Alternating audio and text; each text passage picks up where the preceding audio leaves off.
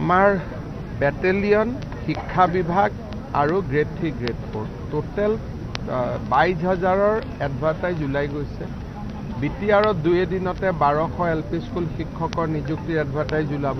অসমতো আৰু 10,000 ওলাব। তাৰমানে টোটেল মিলি নতুন বছৰৰ পৰা আৰম্ভ হোৱা বছৰটোত আৰু 35,000 মান অসমৰ ডেকা ল'ৰাই চাকৰি পাব। আসাম টেট এলপি আৰু ইপি সকলৰ ৰিকোয়াৰমেন্টৰ ক্ষেত্ৰত এই 2 এদিনতে ওলাব। মই কালি নে পৰহি ফাইলটো এপ্ৰুভ কৰি দিছোঁ। 2 এদিনতে এডভাৰটাইজ ওলাব। Thank you sir. ঠিক আছে বাবা। আমাৰ বেটেলিয়ন শিক্ষা বিভাগ আৰু গ্ৰেড 3 গ্ৰেড 4 টোটেল 22,000 এডভাৰটাইজ ওলাই গৈছে। বিটিআৰত 2 এদিনতে 1200 এলপি স্কুল শিক্ষকৰ নিযুক্তিৰ এডভাৰটাইজ ওলাব। অসমতো আৰু 10,000 ওলাব।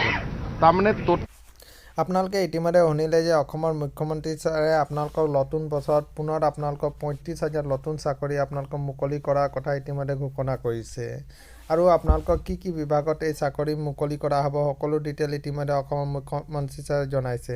আপোনালোকে আসাম পুলিচ শিক্ষা বিভাগ আৰু আপোনালোকৰ গ্ৰেড 3 গ্ৰেড 4ত আপোনালোকৰ পুনৰ 35,000 পদ আপোনালোকৰ নতুন বছৰত মুকলি কৰা হ'ব।